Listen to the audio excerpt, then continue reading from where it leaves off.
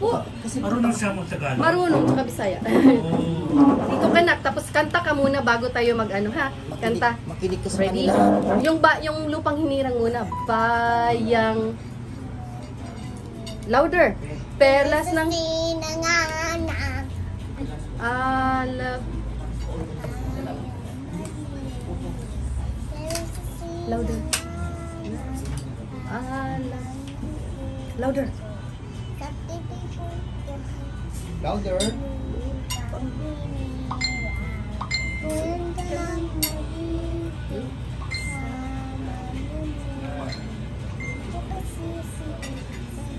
Louder.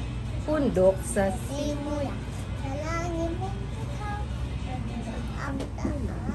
awit sa minamahal. What mo'y sabi? Louder. Kailan pa may lilim?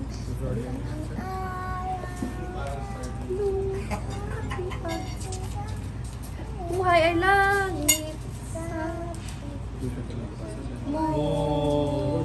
Aming ligaya. Ang mamatay ng Eh. mga bata. Huwag kalimutan Mag-subscribe mag-subscribe sa aking channel. at Pindutin ang notification bell. yeah! Anong channel? YouTube channel? YouTube channel. Anong channel po yan? Lyra Taylor. Lyra Taylor. Yes. So anong napapanood sa YouTube channel na yan? Yes. Ano napapanood? Yung kanta niya. Hindi, ano nakikita sa... Yung everyday, na, ginagawa naming dalawa, karamihan, because she's really has a great memory, so I always teach her all kinds of things. She knows, she can identify like 133 countries' flag, and she'll tell you the capital cities. We can try it now. Yan.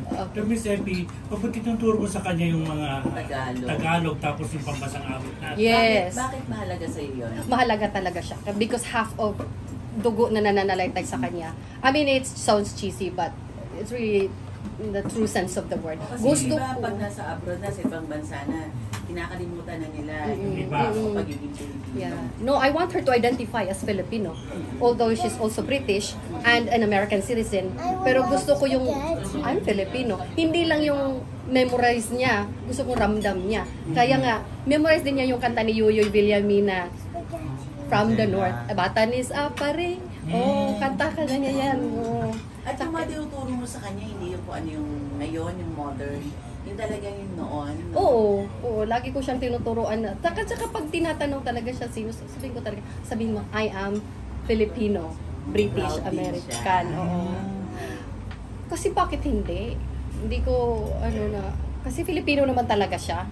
So, kailangan ko yung, nasanay din kasi ako nung nasa States pa kami. Our show is for and about the Filipinos.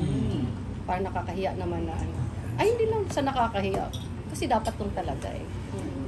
Ilang taon na po siya? She's 4. Tapos, lumaki po siya sa... Lumaki siya, she was born and raised in the UK. Lyra, introduce mo nga yung self mo. Lyra. My name is... Yes, Your name? Lyra Taylor. And your? How old are you? 4. Say, how are you? Hi. And what are you doing right now?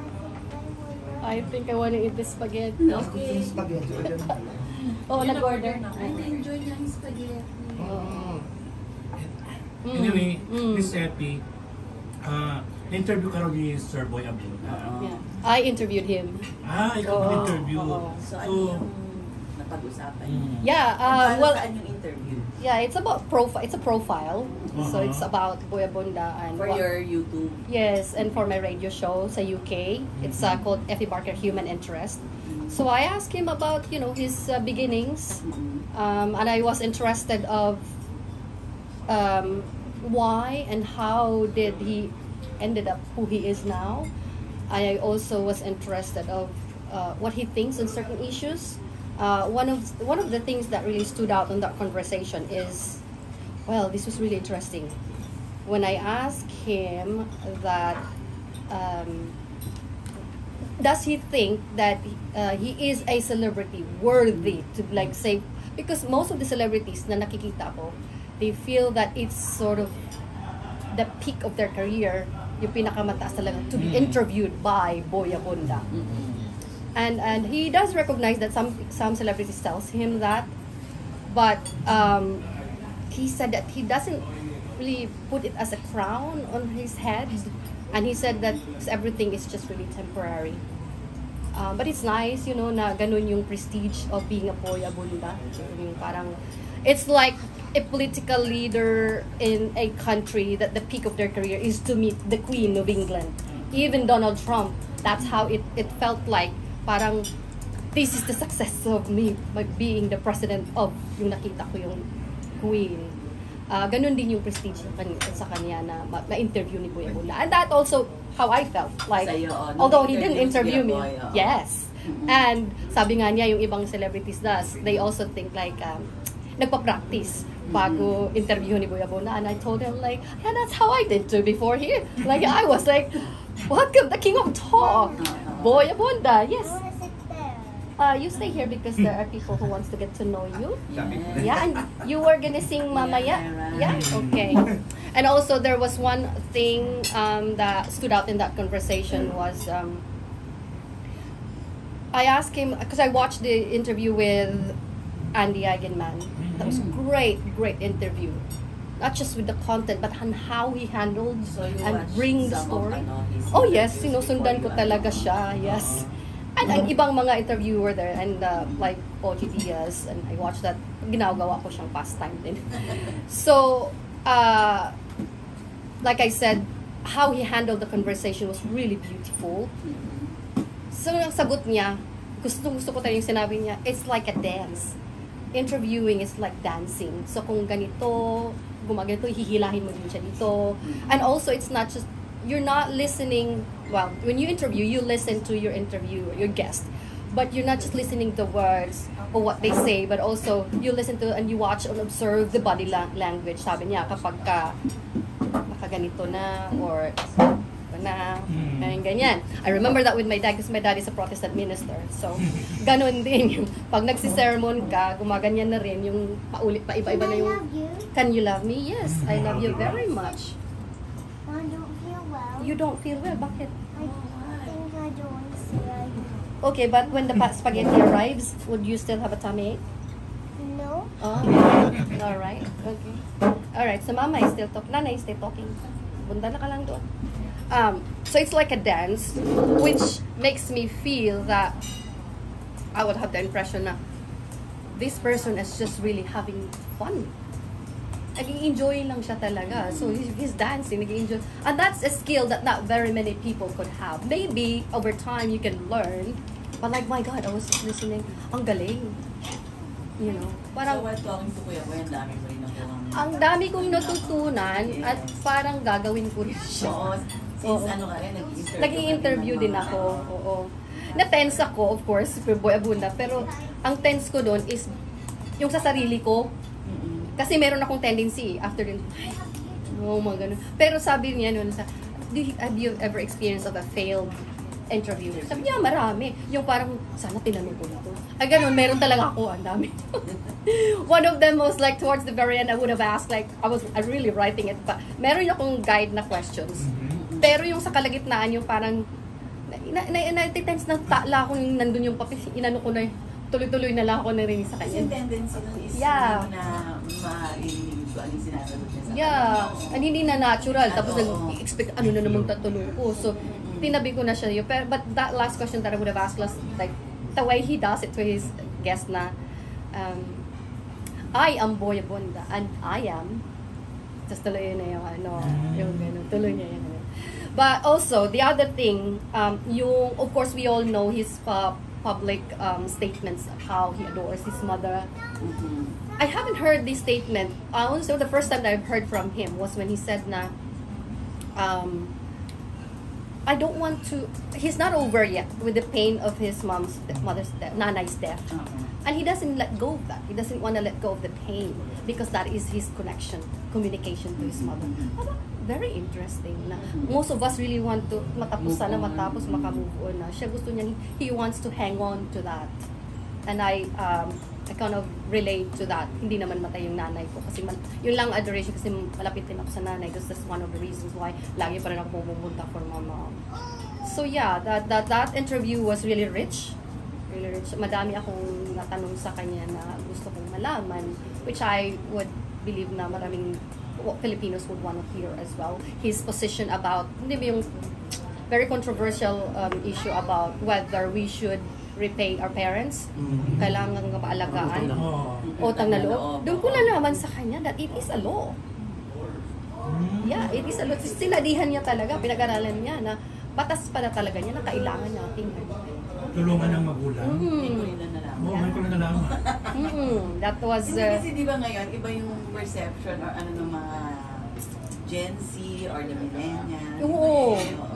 Kasi yung sinasabi nila, obligasyon ng magulang na pag-aralin ng mga anak. At the same time, obligasyon ng mga anak na yung magiging anak nila ang doon nila babayaran yung obligasyon. Ikaw, anong pananaw mo sa gano'n? I believe na kailangan nating alagaan sila. Lalo sa experience ko kasi, lalo na yung nagka-college ako. I went to an expensive school. So, I went to Silliman University. Hindi naman kami anak ng asyendero or gobernador na nakagurtag kami dahil we have a scholarship. So, yung ibang gagastusin si mami, nagpapadala. So, ubos lahat yun. So, pag nag-graduate na kami, wala na silang pera. So, kailangan mo siyang alagaan. Alangan naman, tapos hindi naman kami pinadala sa ampunan nung maliit pa kami. So ngayon, ipapaalaga mo sa iba. Although ngayon, may nag-aalaga din sa nanay ko. We pay nurse. Pero my other siblings are there as well to assist. So, iba yun kaysa yung talagang totally na parang ilalagay mo sila sa... Oo, nakakaano yun na... Naiisip ko talaga, hindi naman ako iniwan nung maliit ako, pinabayaan. Kung bakit ngayon pabayaan ko yung parents ko. Saka I always believe na, narinig ko to kay Judy Ann Santos, although we heard this often, pag may gusto, maraming paraan, pag ayaw, maraming dahilan. Oo. So kahit nasa abroad ka, napansin ko, very ka doon sa mga celebrities natin dito sa Pilipinas. Oh, yeah, I do. I follow the news, I follow the chismis, I always hang out in Twitter. Even with the international news, I always hang out in Twitter because doon talaga nag-uusok nung uumpisa. And I turn on the TV if the main media are not talking about it, so then maybe it's just a gossip. So pero doon nag-uumpisa ng mga mainstream media, doon din naghahablot ng Oo. But yes, I follow the news here, celebrities. I follow kung sino yung naghihiwalayan. Marites. Yes! So aside Legit. from Kuya Boy and OG Diaz, sino pa yung gusto mo sana ma-interview? Ay, yung naisip ko kanina, si Karen Davila. Bakit, Karen? Karen? Bakit si Karen? Matalino siya. Nasundan ko yung mga interviews niya lately sa ANC. Not just with the profiles na ginagawa niya, yung news talaga at saka yung analysis ng balita. Oh my God, ang galing. Nanonood ako nung interview na kay Chis Escudero on certain topic, tsaka kay Gatchalian about Pogo. Ganun. Alam mo yung taong alam niya talaga yung pinag-uusapan. Kahit may sinagot na yung guest niya, sundot siya. Meron pa siyang siguro nakaraan ng mga tanong. Yun talaga yung alam niya yung topic, alam niya kahit hindi man siya abogado. Oo. Tapos sabi ng kaibigan ko, kilala siya ng kaibigan ko, katrabaho niya sa TV Patrol, sabi niya, she's really nice and she's really good, she's smart. Sabi ko, but she has, I'm sure she has researchers. Pero kahit may researchers ka, kung hindi ka naman talaga So I like her because magaling siya sa interview and very light lang siya, hindi siya mabigat na interviewer. Very comfortable yung mga guests niya. At nakikita ko rin meron siyang affinity, meron siyang connection sa mga guests niya na hindi naman siguro super close, parang may attachment. Parang hindi rin nakakahiya. Yung light lang talaga. Oo, ganun din naman si OG Diaz. OG Diaz is one of my favorite na gusto kong ma-interview. He is he's setting up a style of interview. He's setting up a trend how an interview goes. ano lang, hindi sa yung taong tanong nang ng tanong. Hinahayaan lang niya yung guest na magsalita kung saan man mapadpad yung usapan. Parang namin nakita akong sinabi niya kasi nga ayaw din niya yatang magtanong ng mabigat yung very tough questions kasi ayaw na maka-insult, makasakit yung ganun.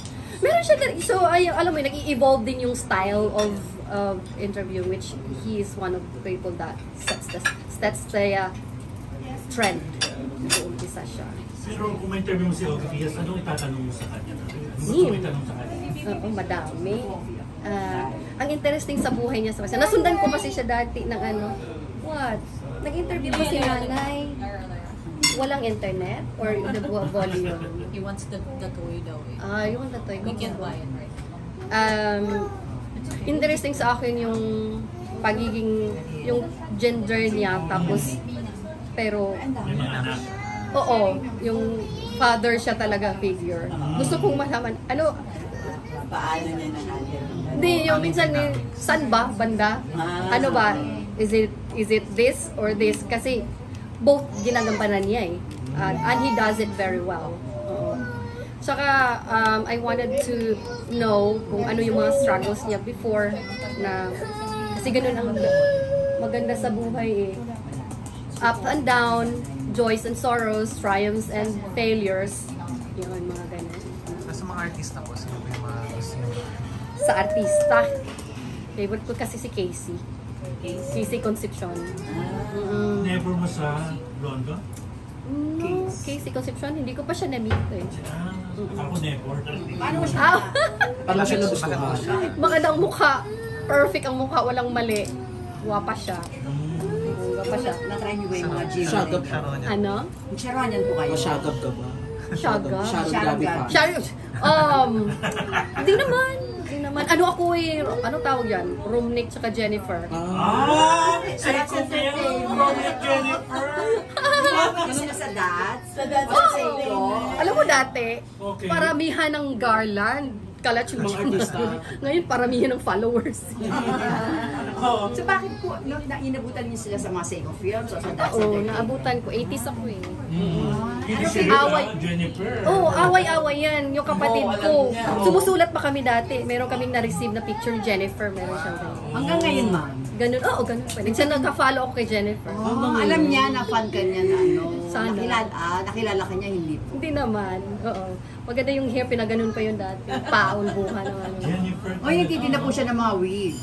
Ay, oo. Nakita ko yun ng mga wig. Balang araw. Kailanganan ko na yan. Pag gumawa po kayo ng film, gusto niyo kasama si Jennifer. Si Jennifer, Romney. si Romney. O si Romney, saka si Jennifer.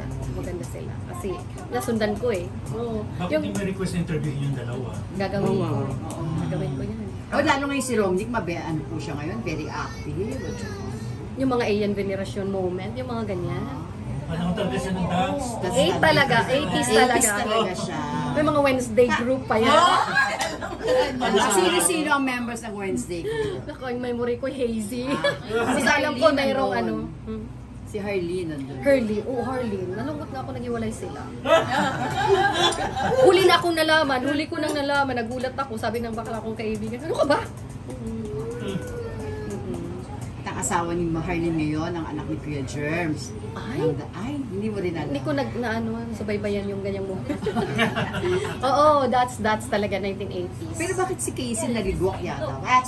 Sa present case talaga. Paano nag-start yung pagiging fan niyo na Casey? Nasundan ko lang siya nung unang mga commercials niya sa bench. Maliit pa yung buhok niya, yung parang boycott. Ang ganda. Ang ganda. Tapos, yung kahit man lumobo siya, yung mukha. Maganda pa din. Thanks to. Oo, kung sino man. So Miss Epe, anong plano mo talaga ngayon sa baby mo? Paano ba? Well, Lyra is going to school. She calls it a real school, but it's called an infant school in the UK. So, doon kami naka-base for now. But we're moving back to the States, in Los Angeles. And it's doing a commercial. Yes, she's done commercials, print ad, and online. Meron siyang nagawa sa Jojo Mama and Bebe. I mean, it's a prestigious brand. Yun, nag-model siya 3 times na siya doon. It's a clothing. nag-enjoy naman. Siyempre ako ang nag-enjoy. But it's a good exposure for her. Pandemic pa yon yung mga ganun. Naku, alam mo, sikat din ng 80s yung para bebe na yan. Bebe, oo, sikat. Oo, sikat yan. Ay, Yung Jojo Maman Bebe. yay! Oo, maganda Ako, siya. Binibili ko kaya yan. Maganda siyang brand talaga. So kapag dito sa Pilipinas, may interesado sa kanya sa Oo, pag may interesting ng project sa kanya, kaya namin gawin. We're still gonna be here till the end of August. In between now and then, baka merong Paano magpupunta. po, alis kayo? Nandito kami. Pero magandang project, go yun namin yan. Ay, Kahit, parang Divisoria. Oo, di ba? Minaman May yun. movie, Babalikan niya. Kasi ano kami eh. dyan. Bukas. Uwi ng Pilipinas. Royal blood kasi. So, go. Pero pag halimbawa showbiz na pag-artistahin, okay lang sa'yo o hindi talaga? I have to sit down with the dad kapag seryosohan na talaga. Kasi hindi masyado ma-appreciate ng dad. Yung ganun. Pag kailangan ko siyang i-explain na ganito, in-explain ko naman na ganito ang position ko. How many years did we spend to finish a diploma in college? How much money did we spend for that? I'm not really saying na hindi na mag-aral ha. Ang sabi ko lang, malaki yung ginugugol natin to reach this. If I apply for a job now, I'm just gonna make 12, 14 pounds per hour. Ang laki ng investment. But if you happen to have that gift na you're pretty, that you could make a lot of money in a short amount of time, then why not, so that she could retire early and enjoy life. So, ganyan din yung in-explain mo Oo. bago siya gumawa. Oo. Tapos sabi ng daddy niya, right? Okay. Okay. Oo. More sugar. Hindi nga ba? I mean, if you're gifted to have that, Yes. kasi tayo, we still have to equip ourselves para maibenta natin yung sarili na i-hire nyo ako. Pero si Lyra po, gano'n po yung ka-interesado sa showbiz or sa... Well, she is a very people person. When I stopped over in Doha, Qatar, sa ninang niya, nagstay kami ng 4 days, nasa apartment muna kami lang doon. Tapos sabi niya, between the apartment at dito sa bahay, I'm okay whatever. Pero saan ang gusto? Sabi ko, well, she's a people person, mas gusto niya maraming tao. Nag-enjoy siya doon sa bahay na lumipat kami. Gusto niya maraming tao. She's interested. So I take that. And she likes music ever since she was a baby. Even in my tummy, when I go to Zumba, sa swimming, may Zumba na swimming, nagsisipa-sipa sa akin. Tapos pag nagpo-choir ako sa church, sipa siya, nagsipa. Oo, pag may music. That's why, kahit maliit pa lang, mahilig na siya sa... Mahilig siya magkanta-kanta. Kanina nga, tinuro ko talaga. May tinuro kami na pinakanta sa kanya. Mabilis nga lang, mabilis. Tapos sabi niya, sige na. Maham ka na, nag-hum na siya. Nagbabasa na siya, no? Nagbabasa na siya. 2 years old pa lang siya nagbabasa. So, she was able to do phonetics, yung ABC, 12 months. Kung pag-reach niya ng 1-year-old, gulat yung mga kaibigan ko. Bakit marunong na siya mag-ABC? Anong ginawa mo? Siya kasi, I take credit from myself as well. But siya talaga, to begin with, interesado siya. Nakaganon lang siya. Hanggang ngayon, kung meron akong bagong ituturo sa kanya, hindi yan titigil. Ganun yun na talaga yan. Hindi niya na ano. Sabi ko nga, tasing, maganda pa yung pronunciation niya, mamaya pasabihan niya siya. Tapos magaling pa yung accent niya. She could count 1 to 10 in French, Spanish, Surigao nun, Tagalog. Pag-uumpisa na rin siya sa Arabic. Linguistic, charot. Oo. Yung una kong ginawa sa kanya, yung capital cities. So, 3 countries every day. Hanggang dumami na hanggang 133 countries. Alam niyang capital cities. I-identify muna niya yung flags. Ay, ganyan ang start si Argus. Oo, sa Sa TikTok. Showtime. Talaga? Oo. Ayun pala, mami. Meron ba siya mga ganon? Mag-TikTok, Instagram? Oo. Para at least makikita, Meron siyang diba? TikTok at Instagram. Lyra Taylor din. Ah, yan din. Tapos- Ilan na po ang followers niya? Hindi ko nabilang. Ang TikTok kasi, nandun lang siya pero hindi ko masyadong na-update. Ah. Pero meron siyang mga videos like in one, yung flags, meron siyang 60,000 views in one video. Push mo yan, mi. Tapos Para meron ano. siyang, Kasi mabilis mag-viral she can also Diba, memorize sa SOCMED ngayon eh. the 50 states of America. She can also memorize, she sings the song ni Yoyoy Villami na yung From the North, Batanis Apare, yung parang alam niya yung mga provinces ng Pilipinas. Bakit yung mga ganong music? Favorite nga niya yung Buchiki. Ay, unique yan, mi. Maganda yan. Lalo na sa, paano mo sa i-viral. Oo. Kasi nga, magaling talaga siya. Sabi ko ngayon, maging spy. Kasi hindi siya kailan, pagdating niya sa isang lugar, gaganyan siya. Observant. Siguro alam niya yung exit. Pagdating niya, kasi very observant siya. So kung magiging spy yan, hindi niya kailangan ng gadget to record. Naalala ko si Zia, yung kay din ng tatay niya, di ba? Oo. Malaki na siya, nagdadalagan na eh. Oo, pasok na natin si Bagets. Oo, maano siya. Sinabi ko nga, do you want to be an actress? Yes daw. Lyra, Paano siya nagkaroon ng ganyang interest, Mami? sa akin nanay. Mayroon bang showbiz sa family? Wala naman. Royal blood lang kayo. Lahat lang kami nasa entablado. So my oldest brother is a Protestant minister. And sa academe din siya. Yung pangalawa lawyer. So ako nasa media. Ayan. Yun lang kami. Mahilig lang kami sa public speaking. Lyra? Mami, ano ko sa media po? I'm a journalist po. Sa UK? Sa US at saka sa UK. Peppa Pig and Alright. her friends. Alright. Pa, do you mind to sing me the, or give me the, can you say the preamble first?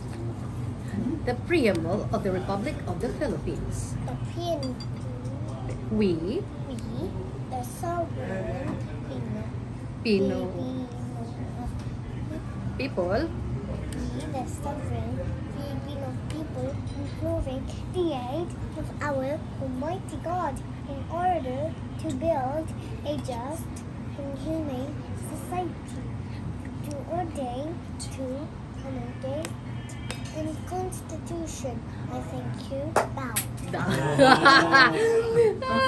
tapos, and then Lyra, can you tell me the 50 states of America? Alaska, Arkansas, California, Colorado, Connecticut, Delaware, Florida, Georgia, Hawaii, Idaho, Illinois, Indiana, Iowa, Kansas, Kentucky, Louisiana, Maine, Maryland, Massachusetts, Michigan, Minnesota, Mississippi, Missouri, Nebraska, Nevada, New Hampshire, Mexico, louder, North Carolina, North Dakota, Ohio, Oklahoma, Oregon,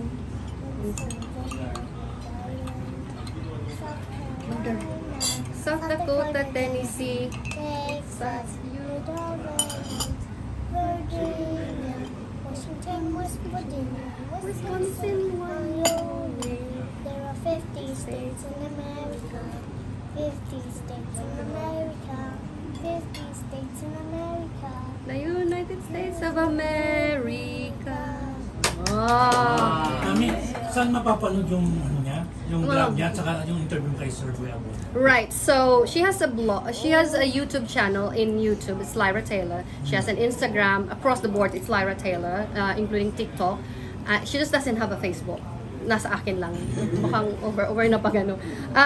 So the interview of Buya Bonda, I'll air first in the radio sa UK, and then after that, it will be in my YouTube channel, Effie Barker.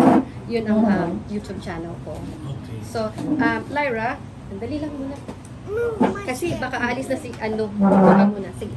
So abangan nila doon. Oo, abangan. Yes, it's coming soon. Lyra, Mga nung buwan niya. might be the, pagbalik ko doon, mga September. Oh, okay. What is the capital of the Philippines? Manila, What's the capital of America? Washington, D.C., What's the capital of the United Kingdom? London, What is the capital of Malaysia? Kuala Lumpur, What's the capital of Brunei? London, Seri, Biguan, What's the capital of Indonesia? Jakarta, Vietnam, Hanoi, Japan, Tokyo, United Arab Emirates, Abu Dhabi, Abu Dhabi. What's the capital of Cambodia? Lumpur, What's the capital of Bhutan? Thimphu, What is the capital of Mongolia? Ulaanbaatar, Ulaanbaatar. What is the capital of China? Beijing, Beijing. What's the capital of Bangladesh? Dhaka, What's the capital of Armenia? Yerevan, What's the capital of Afghanistan? Ka? Masdamas, What's Kabul? What's the capital of France? Paris. What's the capital of Germany? Berlin. What is the capital of Russia?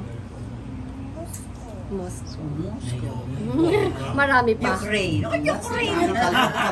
What's the capital of Cavite? Dito yung bata. Subukan natin yung last, yung kay Yoyoy. Can we sing the Yoyoy Villame? Last Kasi one. perform it with us. Una Briton may abwa? It's Kaya like kami rin aksin yan, mami. Alam mo. Metro Manila, Quezon City, Caloocan, Pasay, Makati, Marikina, Pasig, Saputi, Malabon, Piñas, Paranaque, from the north, Batalis. Wala na to. Lobat na. Mi. Basta alam niya. Oo. Pagod na siya. And then ito last like, I'm Lyra Taylor. I'm Lyra Taylor. And this is And this is BBC BBC Broadcasting. Broadcasting And then in the UK and and around the world. around the world. I'm Lyra Taylor. The headlines. So, mami, doon kayo nag-media sa ano? Sa BBC kayo talaga? Ay, hindi naman. BBC. Sana, wish lang. Ano natin yan. But yes. Why not? Play.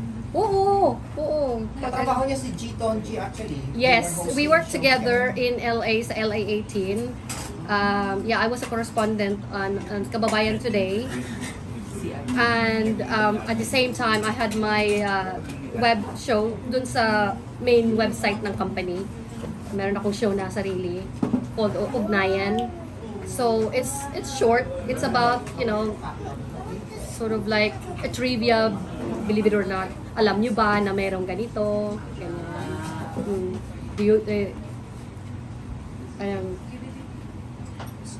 Parang yung parang trivia siya na alam nyo ba na yung alam nyo ba na yung first yung speech ni anong president sa Amerika umabot ng 2 oras, nalalamig na siya, nagkasakit siya dahil ganun, trivia. That was my show. Pero yung kay G naman, I was a correspondent and reporter for the show. I was wearing multiple hats at the same time doon kung ano yung gawin.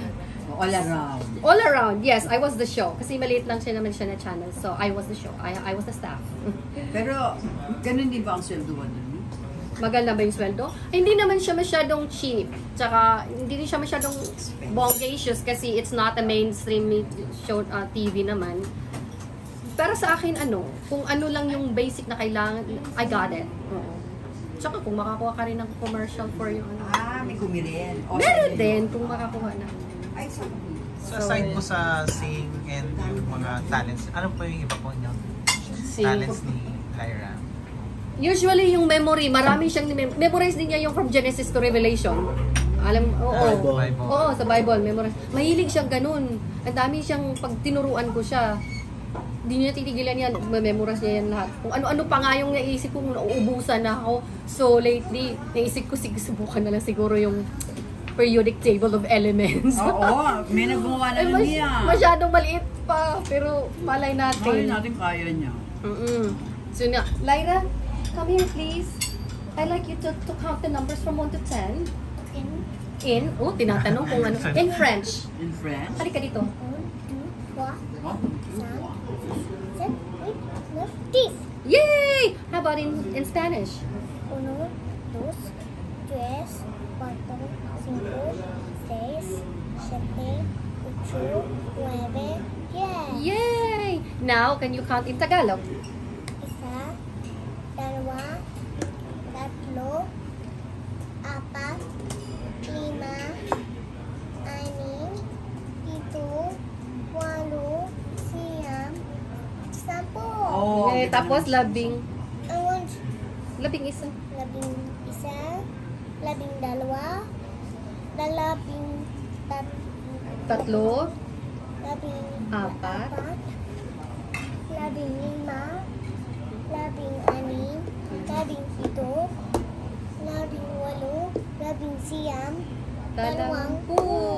Now, in Surigao nun.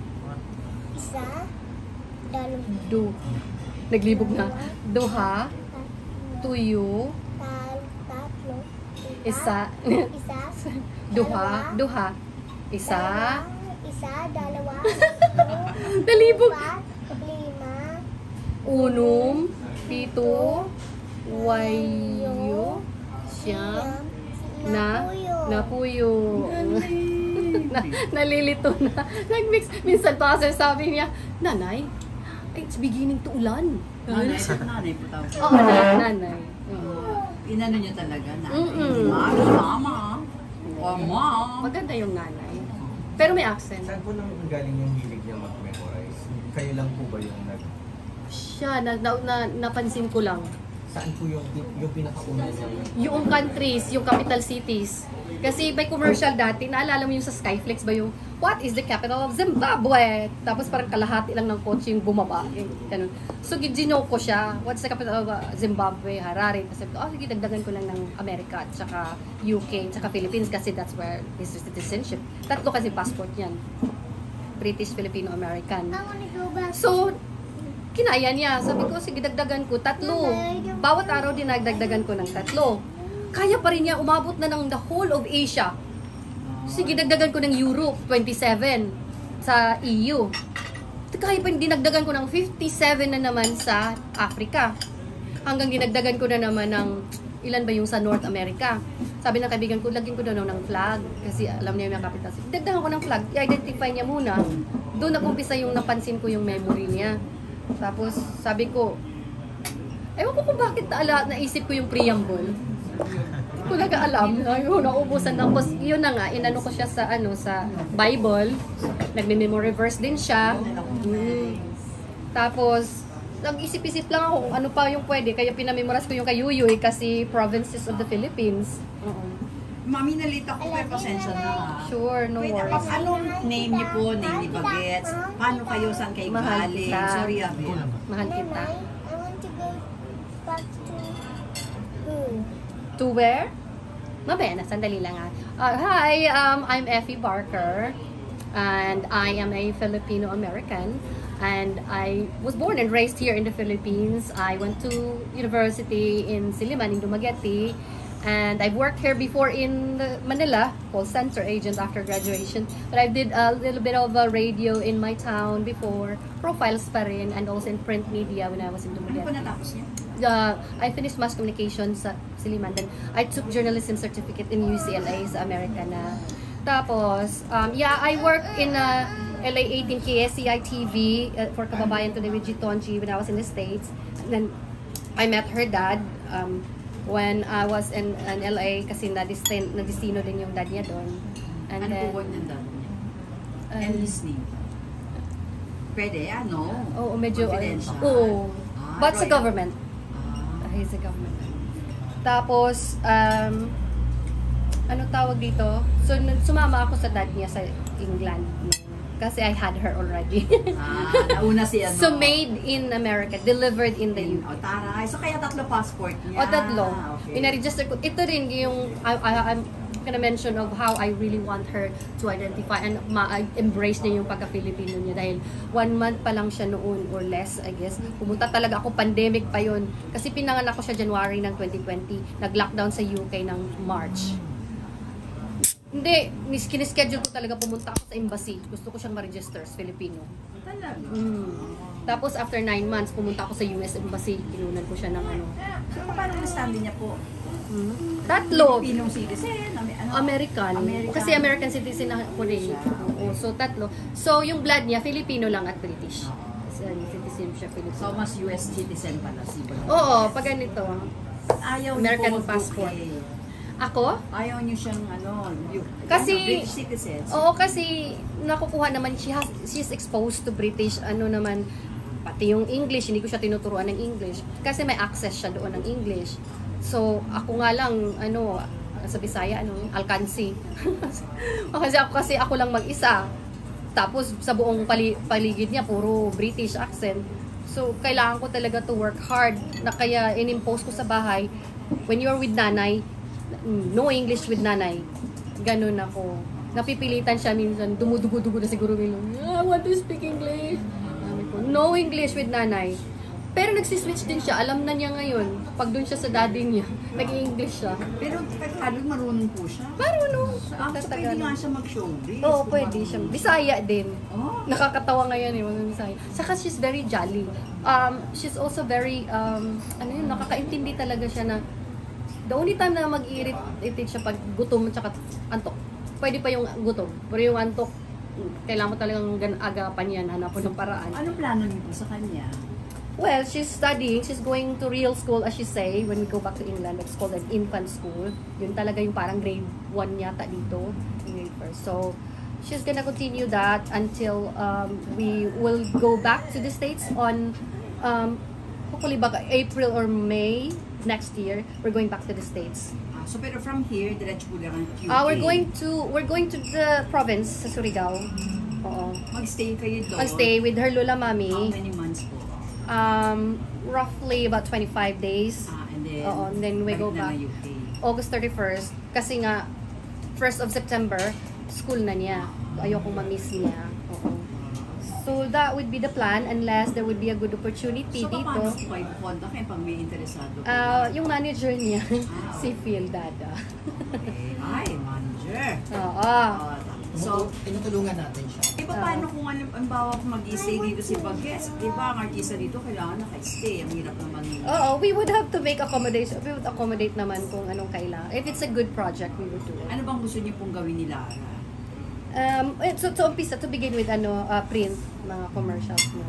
Kasi madugo pag nag-artista na tayo yung movie, mga teleserye, baka maantokin. I don't know how it works during the taping, kung may taping ba paggabi. Ay, naku. Rules? May rules. Alright. Ilang oras lang. Pero nag-audition po ba siya sa Going Budi? Wala pa. I don't think tumatanggap ang buhay ng 4 years old. I think mga 6 or 7 sila tumatanggap. Although nung nandun kami sa Palawan, yung mga 6 years at 7 years old, malaki pa siya. So 4 pa lang pala si Lara. Oo. Alam, may blessing po ba ni daddy niya? O tatay? O what do you... Na-explain ko naman at sabi ko sa kanya if there are good opportunities. Pero mahabang usapan, in-explain ko pa lahat yung ganito. Paano po niya tinatawag ang kanyang papa? Daddy. Daddy. Ganyan. Accent. Pero gusto po ba talaga niya? Alam po ba niya itong nangyayari ngayon? I don't think so. I don't think naiintindihan niya. Pero may gusto siya. Pag maraming tao, she enjoys it. At nagpapakitang gilas. Nakita mo kanina. Pero pag meron lang siyang iniisip na gusto, pero pag parang siyang remote. Lara kanta. Kanta rin siya.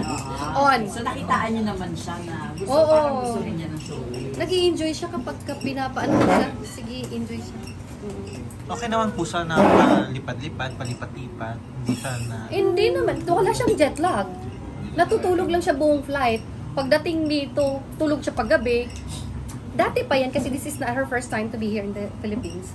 O second na, nung 2 years pa lang siya, ganun din, matulog lang sa plane. Pagdating, pag-uwi namin doon, ganun din siya. Tulog din siya. May napapanood po ba siyang local, mga films, shows? Hindi, kasi minomonitor ko muna yung nursery rhymes lang siya. Lahat, lingwahe yan, Manu. Merong maraming Tagalog na mga nursery rhymes. Pagbaba niya sa bahay, manunood siya niyan. Hindi ko siya na-allow na manonood ng English na Peppa Pig pag hanggat hindi ako satisfied na ilang oras niya siya nanonood ng Tagalog. Sabi ko, hindi pa. Tapos pag satisfied ako, sige, you watch English. Gusto ko yung Tagalog muna. Tapos pag umaga niya, gusto kong sabihin niya agad, magandang umaga po, nanay. Yun una niyang sasabihin. Magandang? Umaga? Lara po. Nanay. Sino kasi? Alam niya, mukha daw niya si Julie Vega. Ay, kilala niya si Julie Vega. Naman. Ay, meron siyang kanta. Kanina, langga. Can it be wrong? Paano niya na-introduce naman si Julie Vega? Mami, Julie Vega. In my past, I fell in love with you. Kagabi lang yun Kagabi lang yung tinuro ko. Kantahin mo yan kasi Julie Vega ka. Sino kagabi lang niya nala? Gabi. Paragin niya naririnig pero hindi ko talaga tinuro. Binis-bilisan ko, paulit-ulit. Pinanood ko ng, Yak, look like you. Siya, yes! Yes! Oo. Lara, do you like to Lyra. Lyra. Sorry po. Hindi ba ko na daw screen name, Lara? Parang Lara Croft. Lyra? Ano yun? Tanungin mo siya. Lyra, do you like to act? I want to go swimming. Okay, ma? Ma? Gusto mong mag? Gusto mo mag-artista? Do you wanna be an actress? Yes. Ah. Dapat ganun daw.